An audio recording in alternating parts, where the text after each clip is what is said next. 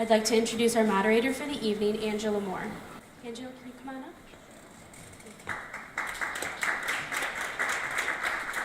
Angela is the current Executive Director of YWCA Rock County and has led the organization for almost 5 years.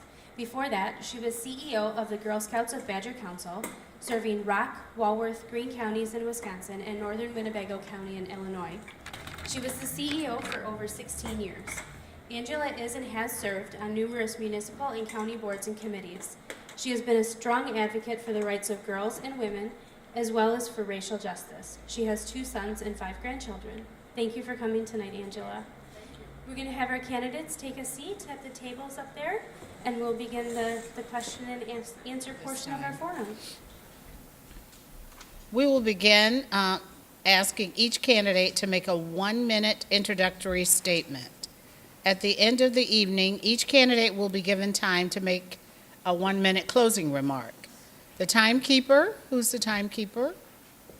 Aaron, will show a 10-second warning card and a stop card when your time is up.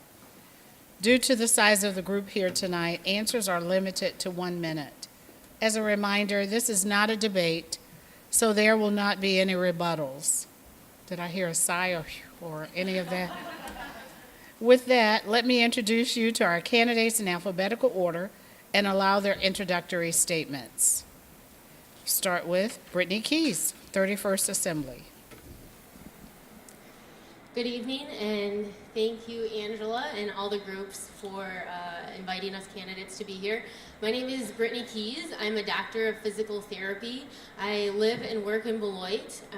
I'm a mom, a wife, a physical therapist, and I'm a coach at Beloit Memorial High School working with the football program. So I am very invested in the community, and healthcare and preventative health is very important to me. Looking at the issues and presentations here, I would say we're all hard-pressed to find an individual or a family who's not affected by these issues. I work as a physical therapist towards preventative health and am committed to working with the community, with the kids, and help problem solve to find some good sustainable solutions. Again, working on prevention versus reactive medicine. Thank you. Thank you. Good evening. Deb Kolste, 44th Assembly. Good evening. Thank you, Angela, and all the groups. This is the way forums should be run. We learn a lot when we come here and get to have this information. So I'm very grateful to be here. I am the representative from Janesville.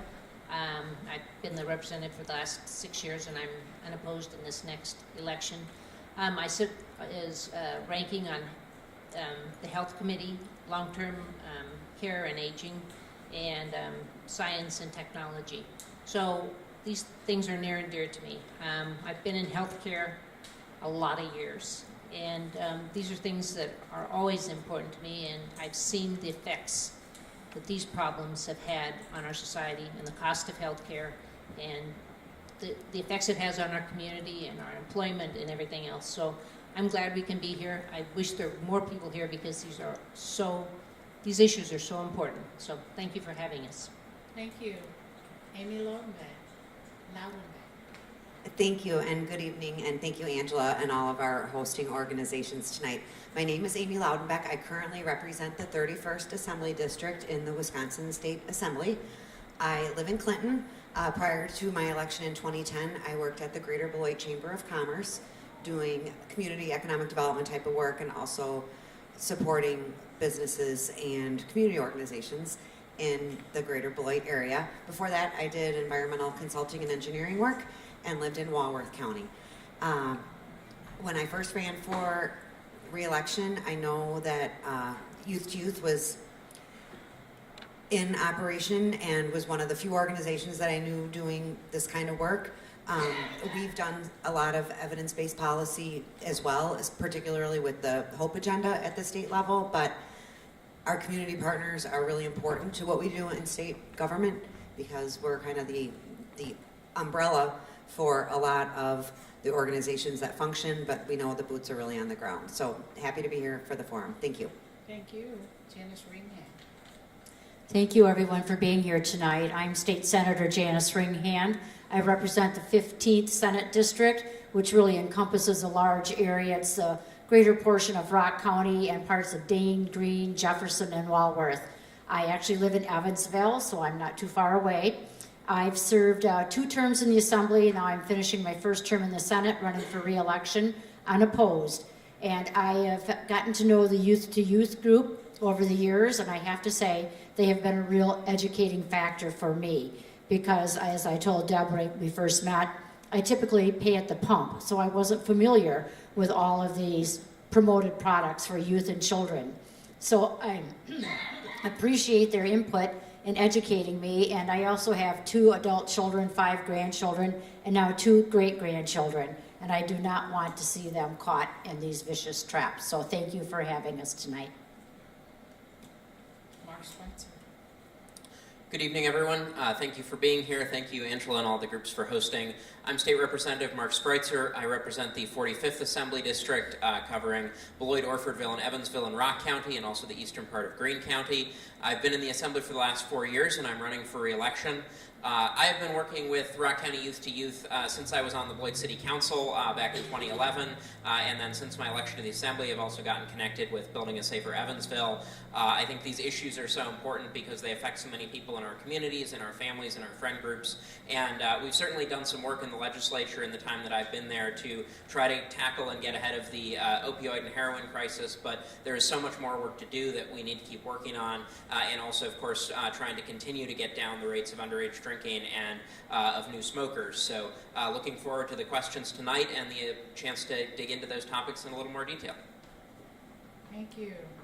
Gabriel Szerlong. Good evening, everybody, and thank you to all the groups for hosting this evening. For those who don't know me, my name is Gabriel Szerlong. I was born and raised in Milton. I've been a lifelong resident. I've recently graduated from the University of Wisconsin-Whitewater with a public administration and political science degree. I have recently taken a leave of absence as legislative assistant in the actual Capitol and have worked on many pieces of legislation that have to do with healthcare-related bills. Through my time in college and working through college, as well as having smokers in the family, as well as watching my friends unfortunately turn to drugs as a way to cope and go throughout life, and alcohol as well. It is important for me to keep continuing to work at the problems that are going on to try to make Wisconsin healthier, as well as to show the healthier choices in life itself. Thank you. Thank you. Don Vruwink. Hello, everyone. Thanks for being here. I'm the representative from the 43rd Assembly District. I was elected 2 years ago. My background has been 42 years as a teacher before I was elected to the Assembly. I've spent time, 37 years in Milton School District teaching. I've taught in Edgerton, Stoughton, Evansville, Beloit Turner, Fort Atkinson. So I've been in a number of different schools where I've seen the culture and have seen drug use, and you can see in the different schools, you can just see or tell the kids who are involved with drugs or been involved with drugs. I also coached 90 high school teams, like Brittany is a coach, and I had to deal with suspensions for drug use, for alcohol use, and it was so prevalent that back in the 1990s, we had the student assistance program at Milton, that I volunteered my prep hour to work with kids on alcohol issues. My time is up, so I have to stop, so I'm sorry. And Reese Wood. Hello, a little background. I grew up in Beloit, and I'm very familiar with the community. I started podcasting in 2015, just engaging individuals throughout Beloit, something called the Beloit Podcast. In late 2015, I came to Janesville Community Radio, where I did 5 days a week, a morning show. I continued to bring in some of our representatives up here and other people from the community. And I've had a good chance to really see firsthand, growing up, I've seen the substance abuse problem in our community. And I think tonight I'll offer some alternatives, some interesting solutions, some proposals. But I'm excited to hear everyone else's proposals tonight and responses. Thanks for holding this event. Thank you so much. I think this first question, we'll start with you, Reese, if you don't mind. We'll go in the opposite direction, alphabetical order. And everyone will have a minute to answer this question, so please listen, everyone. Annually, 2,600 Wisconsin kids become new daily smokers, and nearly one-third of Wisconsin high schoolers have tried e-cigarettes, vaping.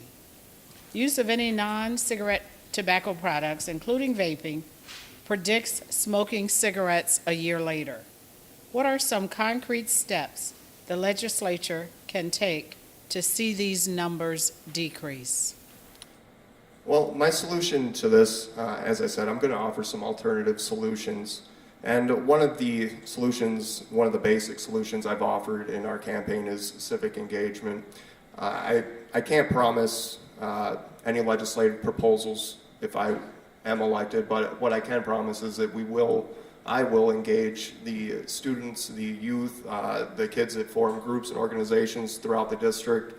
I will personally engage these groups and try to find out what is really important in terms of solutions to them, what really are their concerns. But I intend to really engage individuals and the youth especially. This is an important issue to our youth. As I said, I grew up seeing these problems, and I know we're a long ways from solving them. So we need real civic engagement on this issue. Thank you. Okay, I think it's important that first we debunk some of the myths there are about e-cigarettes. You know, your kids say, well, it's so much better for you than regular smoking. And so we have to make sure we get the information out about the dangers of these cigarettes among the youth and young adults. We need to make sure our federal representatives continue to regulate the product at their levels to offer some protections, again, to help public health. We need to propose policies like smoke-free areas and restricting access to youth and licensing retailers and make sure that there's specific packaging requirements. We saw some of the packaging here today. We need to make sure that those packages are clearly marked what they are. We need to, as a legislator, curb advertisers and marketing the way they're marketed. If we could do something about the marketing, it would help preventative measures, which are certainly helpful. And certainly research and getting out what it can do to you is certainly going to be helpful for the future. Thank you. Well, growing up, I have watched many of my friends have different past lives, and from watching the friends that I have grown up with, having their parents involved in their lives is a very important step for every youth. Government can't always be the be-all and the solve-all solutions, unfortunately. I know everybody turns to government, but we can't solve every problem. Even Mark Twain talked about underage drinking and smoking and delinquency. So we have to make sure that we are promoting that mom and dads are engulfed in their kids' lives to make sure that they're going to make the right choices down the road so that they are no longer going to make those bad choices when they become adults or become out of age to be able to smoke or drink, to make sure that they are being responsible adults down the road. Thank you. Certainly, I think making sure we have adequate funding for prevention and that we're putting that into community organizations that are getting the word out, like happened tonight, about the different ways that tobacco products are being marketed to our youth, that's an important part of it. But there are also some other legislative things I think we can consider. One is making sure that all of these tobacco and nicotine products are behind the counter when they're sold, not out where young people can get more easy access to them, that they're treated the same way that cigarettes are, and also looking at that from a tax perspective, that we've got the cigarette tax, but making sure that that's also applied to other tobacco and nicotine products that it isn't right now. I think both of those would really significantly discourage underage youth from using it, and we need enforcement of that, of course, as well, if we're going to do that. The other piece we should look at is whether we want to be expanding the definition of smoke-free air to include e-cigarettes. Certainly there's been some progress on that at the local level, and I would strongly oppose any legislation that would take away local communities' ability to do that. Thank you, Janis. It's getting tougher to answer when most of my ideas have already been put out there. So, but I do agree that there needs to be some truth in content of these products because they've been advertised as something that helps you quit smoking. And it's actually more nicotine, and people are confused by that. So we really need to get correct information out there so people make wiser choices.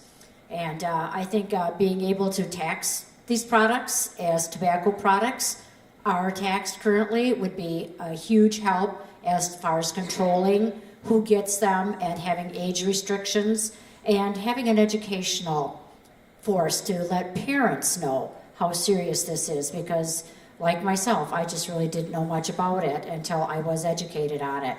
And now when I see the advances they've made, that it looks like a little computer, that is scary. We really need to do more. So building upon some of the good ideas I've already heard, two things I was going to mention, which have been mentioned, were the display of materials and keeping them behind the counter. That was actually a bill I think I voted on in the Public Health Committee my first session, but there's always that next new product that comes out, and so having some uniformity would be a good policy to put forward. On the education front, I don't know that the legislature needs to do it, but we certainly could direct the Department of Public Instruction to create some materials that are standardized so that all schools can use them. Rock County Youth to Youth is wonderful, and all these organizations, but not every county and every community has that. So that might be something that would not take individual district resources if it was done at the state level. And then the other thing, and this I learned from my meeting with Youth to Youth, was the limitations that exist on your enforcement activities, where you are only allowed to do your spot checks for sales to minors at so many establishments. We could take a look at that as well. This is a big concern with e-cigarettes. We had a downturn in smoking in it, and now the rates are rising again because they're dual users. So one of the things I wrote last session was a bill to include vaping in Clean Air Act so that it would be the same as smoking a cigarette, which would be disallowed. I also co-authored a bill to make sure that it is disallowed in schools. I mean, most schools write their own, but I think that that's something that they should be doing. We're talking to DOR right now about how we can possibly make sure these are taxed at the same rate that other tobacco products are taxed at, because they're nicotine. They're just as harmful. The nicotine in them is just as harmful as the nicotine in cigarettes. Some of the other chemicals aren't there, but then nicotine is there. Packaging and location that everybody's brought up, and most importantly, funding. There was a downturn in the amount of smoking because of funding for programs like these, and that's an obvious answer.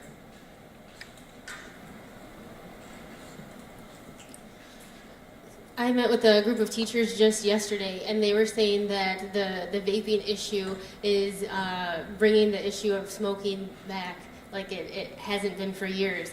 And as we saw that the prevention with smoking has been very successful, but our teachers say, we're really just starting over with our students. It comes down to education and prevention. And as many of the folks have already mentioned, we need to work on curbing the access, looking at the marketing, making it so it's trying to influence so it's not targeting our children as much. And I fully support the adding the vaping towards the clean air and the indoor smoking laws. And then also looking at taxing it as it is a tobacco product, and then using that money to help with the education and prevention that's needed. Okay, you can hold the mic. We'll go back in alphabetical order with this question. Wisconsin and 3 other states, and we saw this in the presentation, allow underage drinking in a licensed establishment if the alcohol is purchased by a parent, a guardian, or a spouse over the age of 21.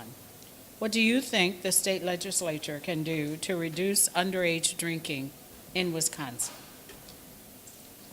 So we definitely need to do more to help discourage underage drinking. We can continue to help support communities for better enforcement of preventing sales to underage and minors. We can continue to discourage hosting of appearance of underage parties, and then as from the state level, work on funding for preventative measures to really just help with dealing some of the underlying issues of why we have the underage drinking that we do. One of our big problems in Wisconsin is I think that we don't fund public health the way we should. Public health encompasses all these concerns, and we started the tact last session, but we need to go further. We need to bring more public health dollars to bear in our communities. Another concern of mine is that it seems like so many of our bills that we do in the guise of economic development have to do with how can we get alcohol to more things. We do, how can we get more wine walks? How can we get more alcohol tastings? How can we make sure that you can take your alcohol onto a pedal car while you're pedaling to a bar? These are a great concern to me. I've been in medicine too long. Alcohol is a serious, serious concern in this state. It's a concern everywhere. It is devastating to the citizens and the community and our healthcare dollars. And I wish we could change the culture. I wish there could be reasonable. I don't know. It's amazing how many things we do in this state under the guise of economic development that have to do with getting alcohol out. To build on what my colleagues have said already, particularly Representative Kolste, it's interesting the way that we do fund public health. It's something I thought about a lot with, last year we added funding for communicable diseases and AIDS, and opioids, but not necessarily meth. But again, alcohol is often the underlying or gateway, if you will, to other types of addictive behaviors.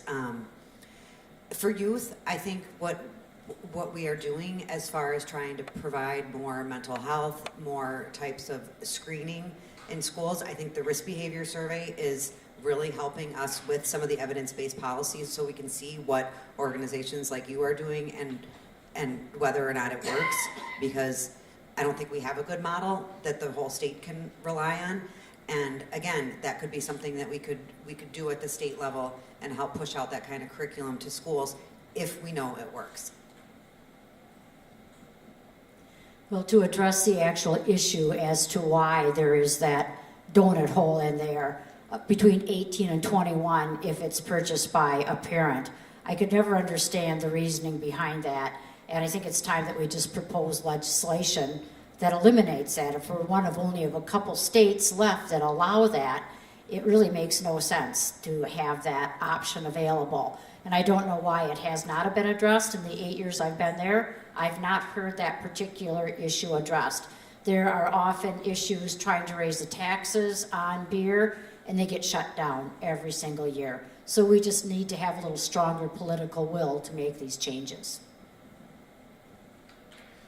Well, underage drinking is certainly an issue that we need to approach from an educational perspective, making sure that young people are aware of the risks of that so that they can make smart choices. But we absolutely do need to be figuring out what the underlying issues are, working with youth so they have alternatives to drinking to address those issues. I think that identifying what are the subgroups that have higher rates and what are some of the reasons behind that and focusing there is a good strategy.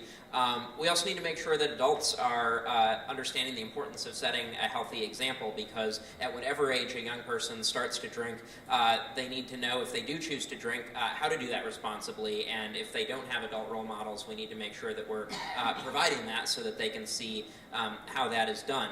But certainly enforcement, I think we do a good job in Rock County for the most part of enforcing underage sales at convenience stores and that sort of thing, but not everywhere in the state is doing that, and I think we can do more to get the entire state on board with that kind of enforcement, because it's really made an impact, I know, in Beloit and in other parts of Rock County.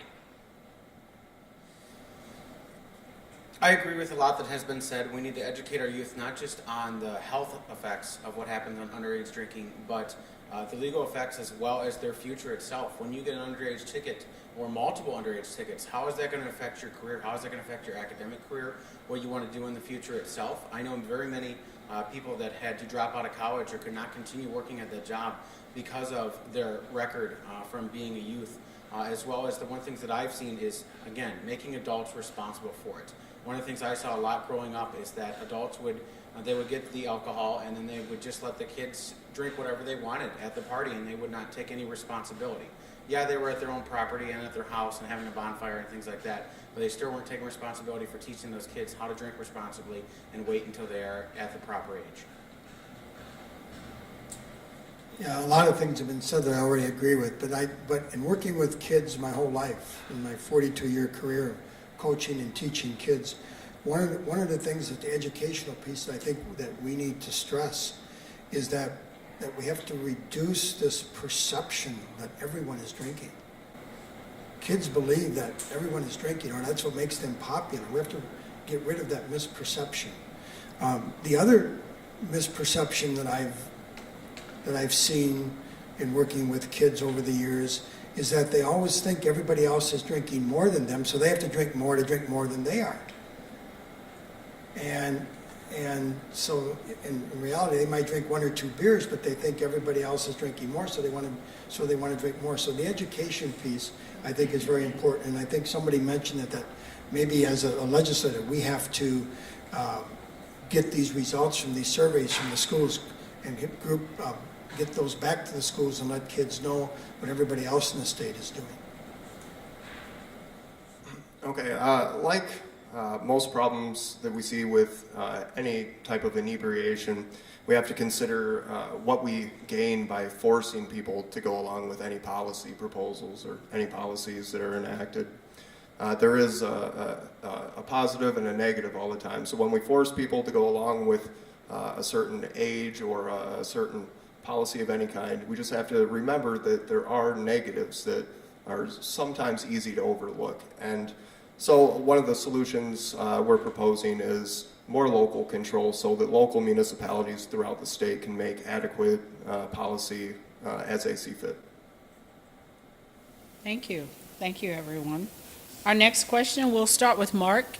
You're kind of in the center, and then we'll go to your left. Okay? So this is the same question again for everyone on the panel. Community coalitions, and we just heard from 4 tonight, in Rock County and throughout Wisconsin. Did you say, was it 4? Throughout Wisconsin have proven effective in reducing youth drug use and underage drinking. If you're elected, would you support increased funding for community coalitions through state grants? Yes, I would. Over the past 2 budget cycles that I've been in the Assembly, I've seen members of Youth to Youth and other organizations from Rock County come and actually speak to the Joint Finance Committee about the importance of money for prevention. And I think that community coalitions, and in particular community coalitions that include youth speaking directly to other youth, are one of the most effective ways of getting these messages out. So it's a good use of our money. We can see and measure the effects, and absolutely would support continuing and increasing that funding. And when you look at the ability to just extend existing things like the cigarette tax to new forms of tobacco and nicotine products, it's easy to see where we could get additional funding to do that without having to take away from anything else that we're currently funding.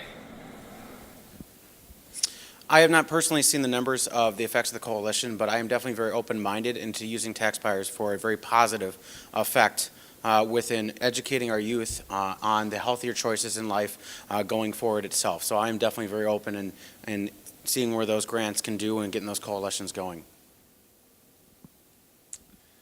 Over the last 2 years, I've met with the youth here from Rock County, and I met with the youth from Walworth County at Whitewater University. And it's clearly been shown in their studies and in other studies I've seen that every dollar we spend on prevention, we get much more in return. And so I definitely believe that there's room to use some of that tobacco money that we have. I think it was, 151 million, and we only spend 5.7 million. If we just change that around, how much we would save in healthcare alone. So certainly I would be in favor of using much more money for prevention. This is a question that I think it would be difficult to just answer with a simple yes. Personally, I think there's a lot in the discussion that still needs to be actually engaged and discussed with people throughout the 45th District. And basically that's my answer. I would prefer to just engage the groups and individuals and youth throughout the district if elected, but right now it's hard to just give a yes to this one.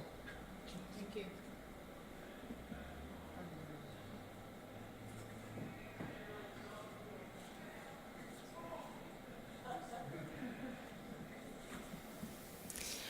So I definitely would continue to support these community groups and coalitions.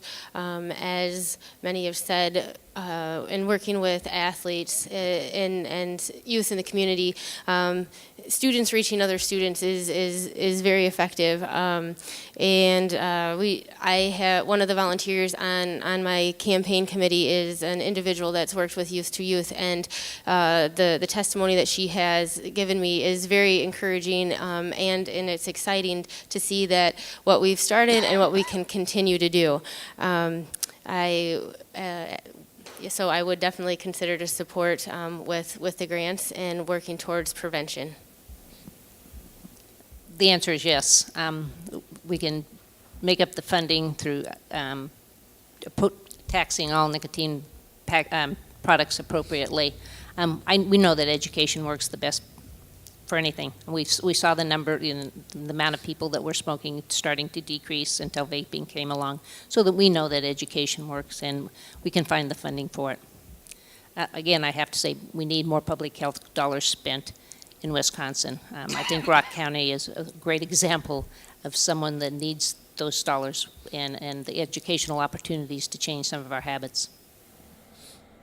So building on that comment about how we fund public health, because there are a lot of silos, and acknowledging that yes, Youth to Youth and has come and spoken to the attended the Joint Finance Committee hearings. It is very powerful when you have youth testifying, and the peer-to-peer model is one that we've implemented now at the state level with peer respite services for veterans. We're looking at peer coaching also for some of the other types of addictive behaviors for adults. Something that I've talked to Representative Nygren about, because I think what's happening here is working with peer-to-peer, but the issue, because I have personally mentioned some of the work that's here and how we could support it, but when it's not happening in other parts of the state, you're not getting the same level of engagement. The level of engagement that is here, it's kind of like the CASA program, the court-appointed special advocates. Rock County was really on the leading edge of that, and then we had sent CASA people over to Greene County and they didn't even know what it was. So letting other legislators know, I think, is part of our job, because we have a proven model, and that would get the support. I absolutely would support funding grants for these programs, but I think there should be a way to make sure that every county in the state has an equal opportunity to get those funds, so we don't have those gaps. So we do need to have a way of extending it beyond just those currently active groups. If they could mentor other areas, I think that would be a great potential for everyone. Thank you. This question will start with John Vruwink, and then we'll go to your right, John, after you answer. Harm reduction, including needle exchanges and Narcan distribution, is an important step in reducing irreversible consequences associated with substance abuse disorders until someone can access treatment. What would you do to increase access to harm reduction strategies in Rock County? Well, I think it's necessary that all the stakeholders who deal with it have equal access to what they need to help prevent the harm that takes place. And I think that the communication strategies that all the stakeholders in Rock County who deal with it need to be on the same page with what's going on. They have to share the same information, everything that goes out to the press has to be the same, so that we have a unified front in fighting the epidemic and keeping people from harming themselves. So I think there needs to be a flow chart that's established that every stakeholder goes through before things go out to the media, and to make sure that everything is done to help every individual that needs help. Thank you. Lieutenant Governor Clayfish and Representative Nygren have done very good work on the HOPE agenda, and we need to continue pushing legislation through that is going to be working with the HOPE agenda. But I personally want to start getting down to the local level, working with the sheriff's office, the chiefs, the hospitals, and seeing what they're needing in order to push the right legislation through. That way we are continuing to have access to life-saving options, as well as we are getting good work done in the right direction itself. I think harm reduction is a very important strategy for dealing with heroin and opioid issues. Certainly the goal is to get people into treatment, but not everybody is ready for treatment at any given moment. And in order to preserve that opportunity, we need to keep people alive. We need to deal with overdoses. We need to deal with the possibility of spreading diseases from needles. And so I think we've made great strides on the Narcan issue in terms of getting more and more first responders to carry it, to use it, educating the general public about it. We haven't done much on the front of needle exchange. That's something that doesn't get talked about as much. There are some people offering that, but it's really not as widely available or known as it needs to be. And I think that's because of the stigma of feeling like if we do that, that we're somehow saying it's okay to be using heroin. And that's not what it's about. It's about people who are addicted are going to find a way to use heroin before they get into treatment, but they need a clean needle to do that so that they're not spreading diseases to themselves or to other people. And so I absolutely support needle exchanges and think we need to do more to reduce harm while we're working on getting people into treatment. Well, I agree with everything that's been said already. We know from experience that putting some funding towards these issues is helping to keep people alive so that they have the opportunity to get the treatments they need. And that opens up a whole new area is when they can get the treatment, when they need it. But I don't want to get into that because I think that's another question. But it is a huge issue out there, and providing the safety they need to make it through, to get to a new day when they can work on hope, and having more funding available. It always comes down to funding, but for the programs that we know that work, we do need to fund them. So I think I'm going to have a little bit different of an answer, but I don't want to seem unsympathetic. But when I talk to law enforcement and first responders, there is some concern that the community that is being served with Narcan is now being introduced to drugs that don't respond to Narcan, and there's an expectation that they're going to be able to revive everyone with Narcan, and that's not the case. I mean, Narcan can't just bring everyone back from a drug-induced state of basically death. The fentanyl analogs, the synthetic marijuana, like it's not just a get out of jail free card. It's an opportunity to save a life. I understand if people want to be trained, if they work in libraries, I'm happy to provide the support for whatever needs to happen. But this is a Band-Aid. I mean, this is not a strategy of harm reduction. It is short-term, not long-term. I think we've got to rethink some of the post-Narcan plans. And I have to agree with Amy. This Narcan is what you said, a Band-Aid. It doesn't stop anybody from using, and it's not going to bring any back from fentanyl or some of the other things that are going on. But having said that, we all voted for standing orders in those that were in the legislature for standing orders for Narcan in the pharmacies, so that it could be available and be available with the EMS, because we certainly, if it happens to you, you want to be able to save a loved one if you know it's heroin. Some of the other things, the needle ones, is just an obvious.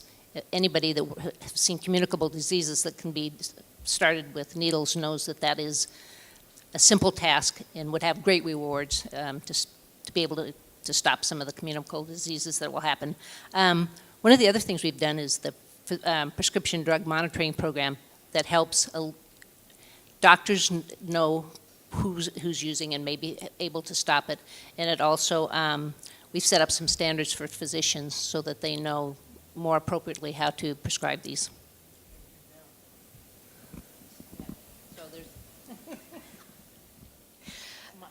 So I would definitely support working towards further harm reduction measures with communities, and I think it starts going to the local communities, looking what's working and the outreach, so continuing to support the Narcan measures as well as with the needle exchanges. As Representative Kolste said, this is a no-brainer as far as reducing the possible the spread of communicable diseases. And as it was also mentioned, this isn't really getting at the root cause. So the root cause, looking at folks, it's mental health and folks who have gone through adverse trauma, and they're often looking at self-type treatment, almost medication. So really looking at mental health access and treatment to help work on the prevention and preventative side. We're going down to Reese. Thank you. Okay, so I'm going to start by saying a little bit about asthma. In our state, 1 in 10 children have an asthma problem, 1 in 13 adults. And yet we don't address this problem the same way we do with people who have overdose issues on hard drugs. And what I have heard from people in the district so far regarding Narcan is it's really giving people an easy way out who are willing to do self-harming actions. We have to consider having more serious discussions within our communities. This is a problem that will not be solved by just giving people an easy solution in terms of Narcan and resuscitating, reviving someone from a self-harming situation. Thank you. So our next question, we'll start with Deb Kolste and move to the left. Thanks for passing the mic and helping facilitate the process. Pass the baton. Despite its overwhelming successes, Wisconsin's tobacco prevention and control program is funded at only $5.3 million, less than 1/10 of what's recommended by the Centers for Disease Control. Tobacco costs the state $4.7 billion in health care and lost productivity. Do you think it should be a budgetary priority to bolster tobacco prevention and control funding, even minimally?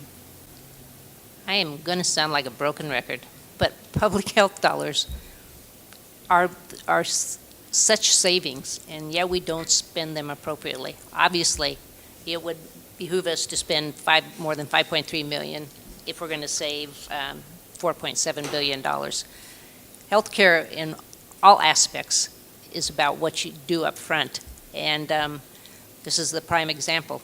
You know, obviously it would be money well spent to have the education and the programs in place to stop people from smoking in the first place, as all these programs were. Again, it comes down to public health dollars and how we want to spend them. I agree with Representative Kolste's answer. I would support additional dollars for tobacco prevention.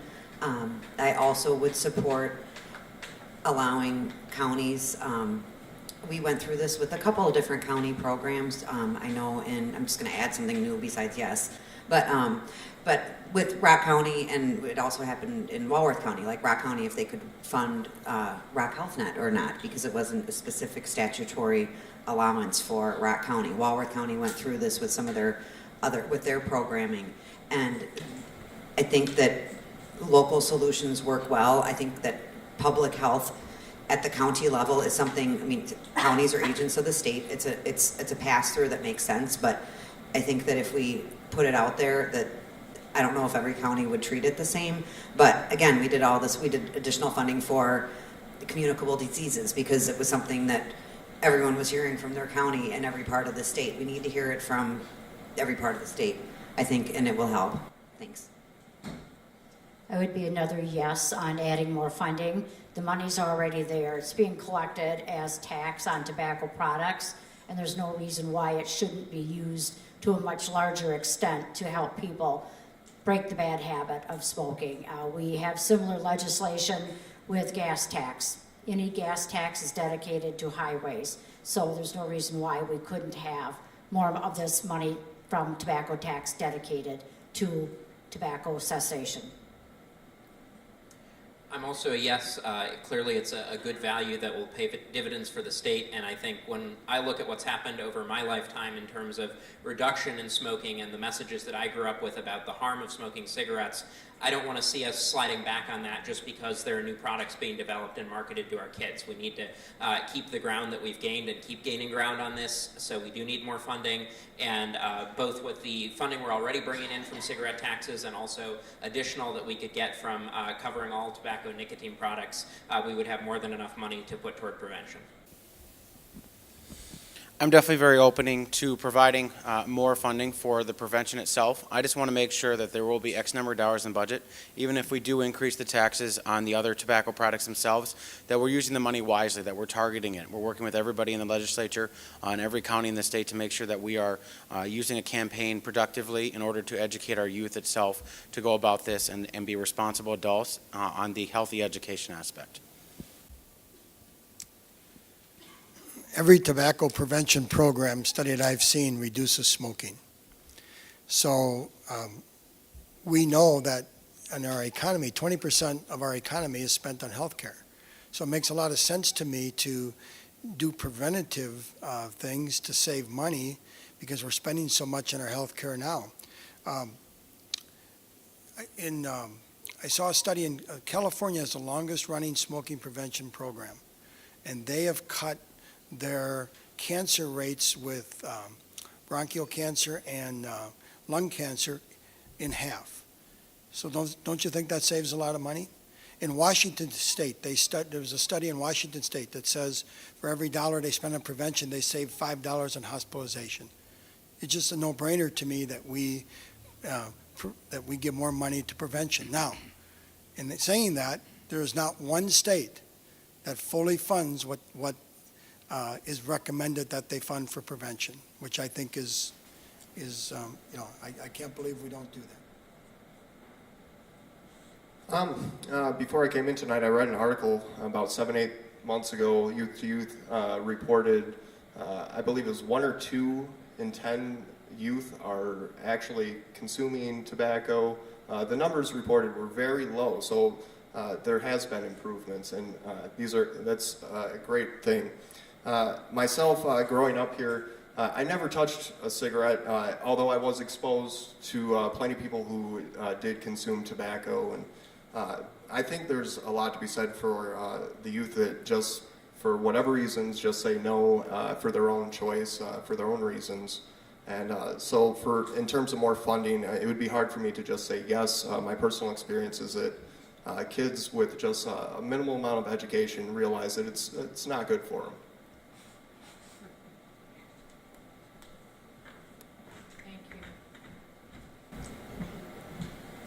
So this is an easy yes for me as well. As the slideshow demonstrated, that the money is there, it's just not being allocated or prioritized appropriately as far as working on further prevention, education, and then helping with smoking cessation. And with this new vaping popularity coming about, then the money from here could then thus be put into all tobacco nicotine products and helping curb this from becoming like a tobacco or vaping nicotine type crisis and another larger addiction issue with our youth. So I also would be supportive of expanding the cigarette type tax on these other nicotine type items and then investing into further education and prevention. Thank you. This question is for Gabriel. We'll start with him. And then Gabriel, if you could pass it to the right, to Mark. Where do you stand on state legislation to circumvent federal law regarding marijuana use? Well, first off, I am not in favor for recreational marijuana use itself. I've been talking to people throughout the district itself, and I found surprisingly that a lot of people that tell me that they are against tobacco use and smoking and any form of tobacco itself, but they're very open for recreational marijuana use. Surprises me a bit. I grew up in a drug-free family, but watched the effects of my friends growing up as well as my fellow coworkers while I worked my way through college on how that affects their day-to-day lives and the addictions they got from that itself. I am open to seeing the possible legislation for medical marijuana throughout the state itself. I feel if it's another aspect that can help somebody medically, I am definitely open to that, but I just want to make sure that we're taking the right steps for that piece of legislation itself.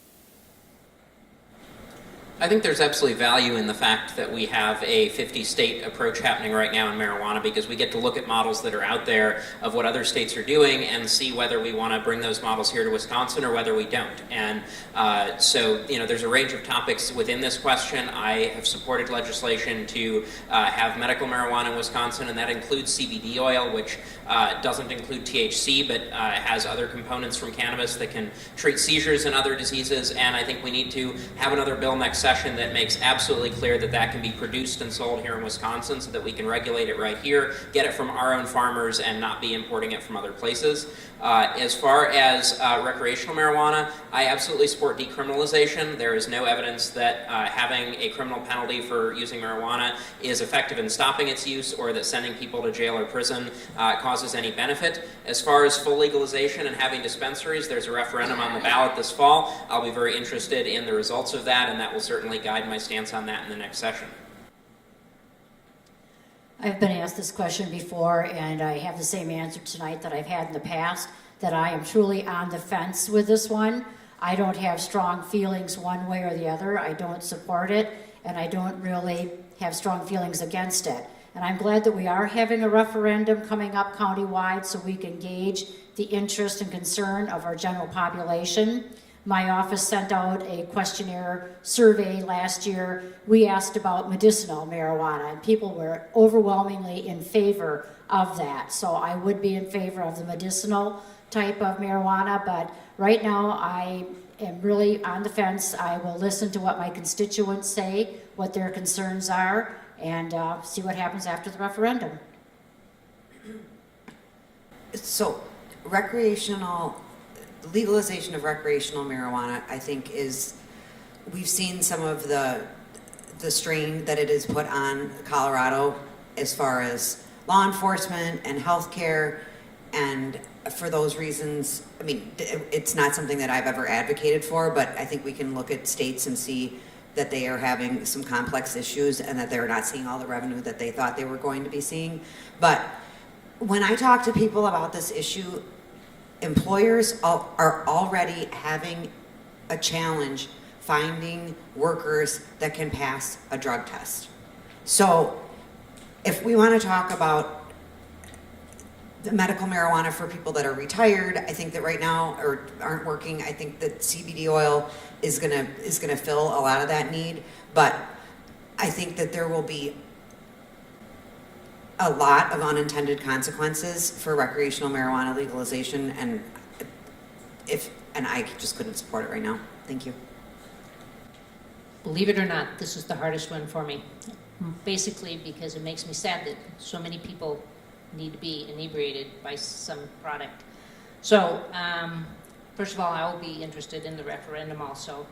I certainly think it should be decriminalized. I've been in medicine too long. I worked in around ERs where people that came in drunk were far more sick or volatile than people that were smoking or whatever. I'm not, believe it or not, I've been in medicine all my life, and I'm not in favor of medicinal marijuana. It sounds to me it's like saying we need medicinal alcohol. They already have products in medicine. They have Migranol for people on chemo that are having problems eating or nausea, etc. So this is a hard one for me. But I certainly think it should be decriminalized because the effects of that have been probably far less than what was going to be with alcohol. And somehow we managed to make a huge industry out of alcohol, so then it gets regulated just fine. So when looking at it from a medical standpoint, I am supportive of the CBD oils. As Mark Spreitzer said, that does not include have the THC, but it does have some really good and positive medical benefits for individuals, specifically with some neurologic type conditions. And the secondary benefit to that could be a little economic boost with producing and regulating that within the state. I also support medicinal or medical marijuana and feel that it would be a good alternative, and looking at the side effects compared to opioids for and with to the what marijuana has, I think the medical marijuana, it could be a decent it is a positive option. And with respect to the recreational legalization, I am looking forward to just listening to the voters, seeing what the general population has, and the results of the referendum.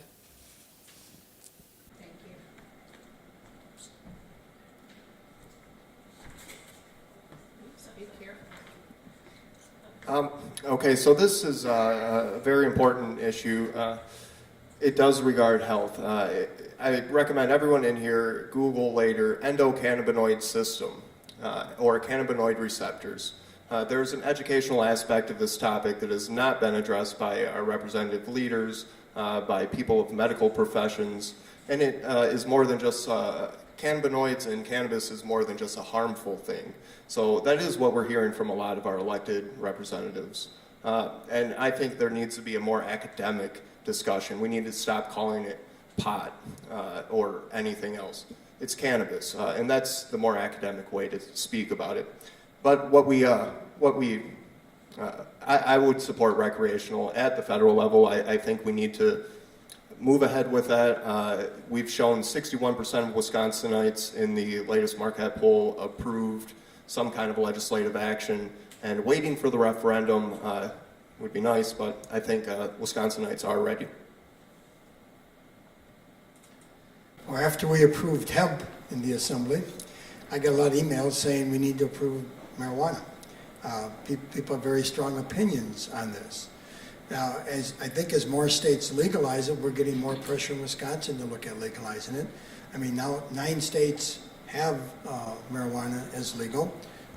We've decriminalized it in 13 states, and like Mark said, I think that's one of the things that's important for us. I agree with a lot of things that Mark said, because I look back in 2016, we arrested 16,000 people in the state of Wisconsin for marijuana use. And the penalties were very inconsistent across the board in how we, and some people we incarcerated in prison for the marijuana use. And as I think as Representative Loudenbeck mentioned, you know, workers they're having a hard time getting people in the workforce. But it's a tough for me because working with kids and knowing people who smoke marijuana, I grew up in college that were very active in doing it, and I would sit there and watch them and not participate, and it did affect how they acted. And so it's something I'm going to listen to my constituents about. Thank you. We'll keep the mic at that end. We had so many great and wonderful questions that we don't have time for audience questions. I was just handed. So we're going to give you a moment for closing statements, and you have 1 minute for those also. So we'll start with you, Reese. Okay, so I'm sure I come across as maybe a little less than passionate, but this is the issues we're discussing here tonight could not be more important to me. These are the issues that I've been campaigning on. Criminal justice, addressing poverty in our state, resolving substance abuse, and getting people into more healthier lifestyles. This is all very important to me. So if elected, as I said, I plan and intend to set a series of town halls and get the youth and parents to really set a public agenda on these issues. But we need to get people engaged, and right now very few people are speaking out on this issue, especially on drugs, because people are afraid to speak on the issue. We need to make it a less harmful discussion to have. People need to feel open to have the discussion, and that starts with our elected leaders. Knowing how drugs have affected youth over their lives, it's something we have to really take a hard look at and make it a priority that we look at prevention and mental health issues, because if I could rattle off names, I can just go through my head of all the people I dealt with affected by drugs in their life in some way. It's devastating to them. In saying that, I agree that, you know, we need more role models in people's lives. One of the things that I tried to be as a coach and as a teacher and coaching a number of teams, you know, every time we get done with an activity, first thing my parents want to do is let's go to the bar and have something to drink and model. And, you know, and so that's where we went. That culture has to me, change. My position was I never drank in front of the people that I coached because I wanted to be a model for them. And I think we need to do more modeling and help to change this, and that would help prevention. I grew up with parents that were very actively involved in mine and my siblings' lives day in and day out, whether that's going to the soccer games on the weekends or being involved in our school activities with us. So they were there to teach me and my sisters the right path to choose. Now, some of my other family members didn't have that as much, as well as my friends growing up. So I want to make sure that we're striving that parents need to take responsibility to be able to teach their kids the right things, as well as we are as legislators teaching our districts that this is the right step we need to do in order to make sure that we are teaching youth the right steps going on forward, and that we are being responsible adults across the board.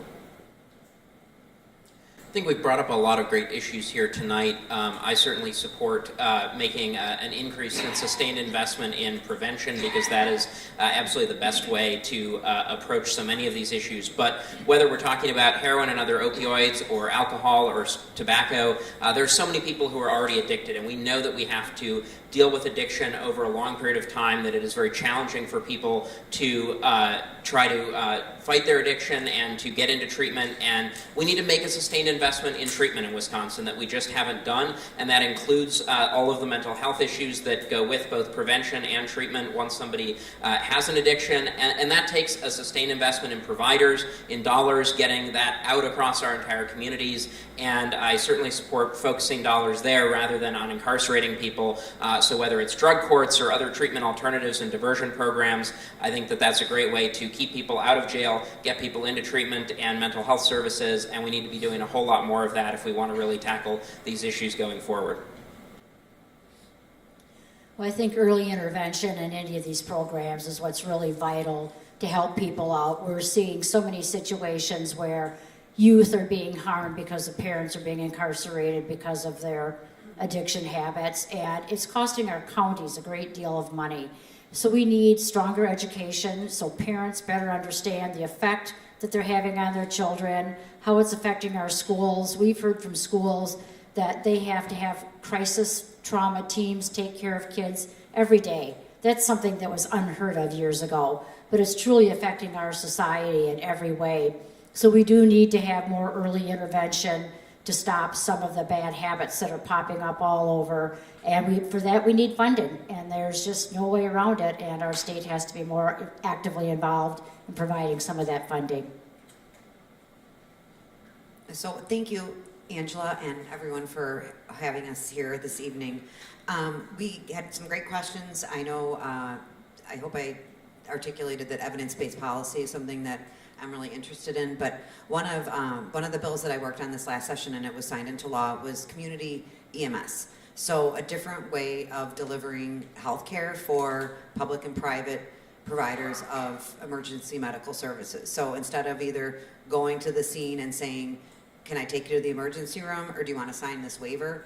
There's actually something in between that binary choice, which would be actually following up and delivering additional resources or care or advice to that patient at a later date. And whether it's an addiction issue or a mental health issue or just a chronic health issue, delivering solutions in different ways than we are right now is something that I want to continue to look at for healthcare and public health, and that's important to me. Thank you, everyone, for being here, and Angela for asking the questions. Every time we have some crisis with substance abuse, whether it's smoking or alcohol or opiates now, it costs us dollars medically, it costs us in the workforce. Child protective services are more utilized. Prisons become overcrowded. But we need to invest in getting people into clinics and out of jails. This is an unsustainable path of using our prisons as a way to take care of a drug problem or a mental health problem. So we need to address that. We need more funding for public health. I've said that about 50 times, and I'll say it again. These are things that we can address with education, with services in in mental health care, et cetera. So again, thank you for all having us all here. It's been a pleasure. So having worked in healthcare for over 10 years, this is something, improving individuals' overall wellness is something that I've committed to basically as my life's work. But as I shared before, almost everyone is affected by this in some way or another. My family is not excluded, and I have been support for a family member going through the struggles that we've talked about and going through the rehab process and experience the gaps in the system as well as how it affects the family unit as well as the community.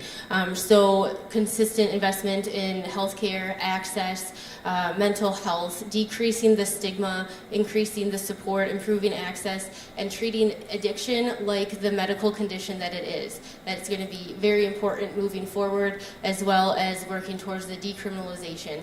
Because when that happens, we're not treating addiction like the medical condition it is, and we're not helping people be successful. Thank you. Before we thank the candidates, I want to thank the audience for being here. Thank you for coming out. On a Tuesday, I assume you are vested in our political process and our democratic process because you wouldn't be here. You're searching for information so that you can make an informed decision. Just want to share my journey. When I turned 18, I think we had received the right to vote 2 years earlier, I believe, telling my age. And I did not yet have a driver's license, had no interest in driving, but I actually took the bus on my birthday when I was 18 to register to vote, to get my voter registration card. So it is passionately important to me, and I'm sure it is for you. So give yourselves, audience, a round of applause for coming out tonight. And I'd like to thank all of our candidates, Brittany Keys, Deb Kolste, Amy Loudenbeck, Janis Ringhand, Mark Spreitzer, Gabriel Szerlong, Don Vruwink, Reese Wood. Let's give them all a round of applause. It takes an incredible amount of time and guts in order to put yourself out to run for public office. So we're appreciative. Maybe they might have a few minutes to answer your question since we ran out of time, but good night. Thank you.